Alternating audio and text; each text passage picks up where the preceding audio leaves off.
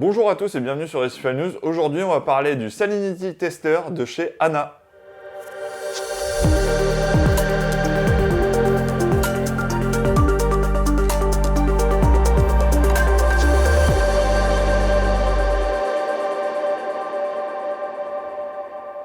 Pour maintenir un aquarium récifal en bonne santé, il vous faut des paramètres stables et aujourd'hui, on va parler de la salinité. La salinité correspond à la teneur en sels minéraux dissous dans l'eau. Ici, on va parler de chlorure de sodium. Pour ce faire, on a plusieurs appareils qui nous permettent de faire ça. On a des réfractomètres qui nous permettent de voir à travers un appareil la salinité. On a autrement des flotteurs qui sont un peu moins précis et aussi nous avons des réfractomètres électronique. Aujourd'hui, on va parler justement du réfractomètre électronique de Anna. L'intérêt d'avoir un réfractomètre électronique, c'est qu'on peut le recalibrer et être sûr de la mesure que l'on va faire ensuite. Ce qui n'est pas forcément le cas des réfractomètres classiques car il faut être sûr de votre calibrage. Alors que ici, on peut les calibrer soit avec des solutions étalons à une salinité de 1025. Sinon, on peut les calibrer aussi avec de l'eau osmosée qui est à 0 ppm, donc avec une conductivité de 0. Et maintenant, on va l'ouvrir ensemble. À l'ouverture du packaging, on peut retrouver du coup le testeur Anna dans un format assez compact qui rappelle assez les stylos de mesure de conductivité avec un bouton d'allumage et un bouton de calibration. Ensuite, si on ouvre ici, nous allons avoir les électrodes qui vont permettre de mesurer la salinité de notre eau. Ensuite, si on continue à ouvrir, là, on va avoir des petits sachets. Ces petits sachets sont les solutions de calibration mises à disposition par Anna. Donc, dans le packaging, vous allez en avoir 4. Donc une solution de calibration va vous servir pour la première calibration et les calibrations futures. Et Anna conseille de le faire tous les mois. Donc ici, en gros, vous allez pouvoir tenir 4 mois. Il faut savoir qu'une solution de calibration vaut à peu près 1,60 €, 2 €. Donc c'est pas très excessif pour avoir du matériel de calibration. Ensuite, vous allez avoir le manuel d'instruction de Anna. Donc il est en anglais, mais c'est assez compréhensible et sinon il va falloir faire jouer un petit peu Google pour si vous ne comprenez pas la langue de Shakespeare. Et le certificat qui va vous montrer les résultats de la calibration. Donc ici, on peut voir que le point de test était fait à 35 ppt et la mesure est ressortie à 34,9 ppt. À une température de 25 degrés et la mesure a ressorti 24,6 degrés.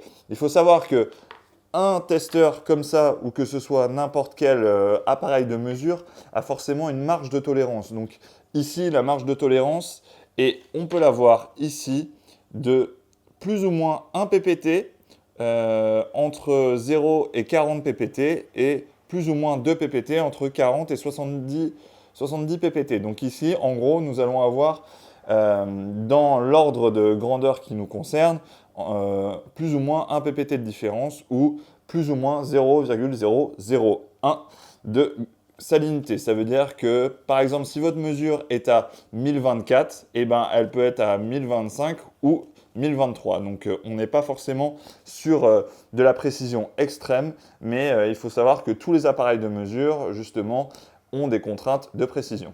On va faire maintenant la calibration ensemble du testeur de salinité avec justement une solution comme je vous ai présenté. Donc on va ouvrir la solution étalon.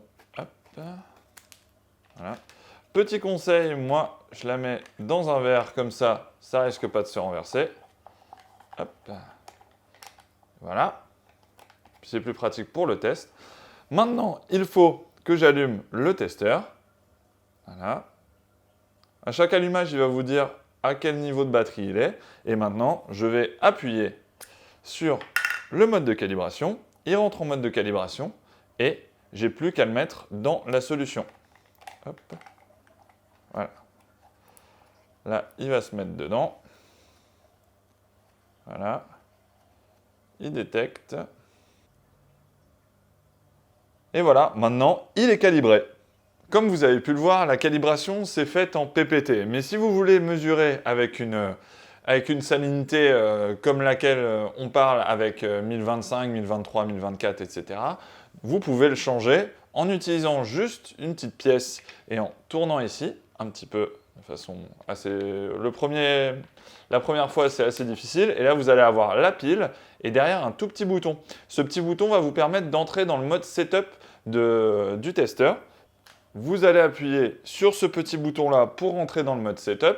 Maintenant que je suis dans le mode setup, vous voyez que je suis en PPT ici. Si je veux changer le mode, j'appuie sur le bouton de calibration qui va me passer en PSU et là, nous allons passer en Standard Gravity. Après, je peux changer la température si je veux passer en Fahrenheit ou en degrés Celsius. Voilà. Reste maintenant juste à tester l'eau de mon aquarium. Je place le testeur dans l'eau, je secoue un peu. Là, je vois que j'ai un tout petit sablier qui me dit d'attendre qu'il voit si ça devient stable ou pas. Il va me dire la température de l'eau. Donc la température de l'eau est à 24,9 degrés. Et là, je vois que je suis à une densité de 1024 dans l'aquarium. Ce que j'avais déjà mesuré avec un autre appareil que j'utilise ici. Donc ça veut dire que les deux appareils sont cohérents au niveau de leurs mesures. Donc je peux en déduire aussi que l'eau de mon aquarium est à 1024 et aussi que justement le testeur est bien calibré. Ensuite, vous avez juste à le nettoyer, passer un petit coup d'eau et il est prêt pour une autre mesure bien plus tard lorsque vous allez faire un changement d'eau ou préparer de l'eau pour faire justement votre prochain changement d'eau.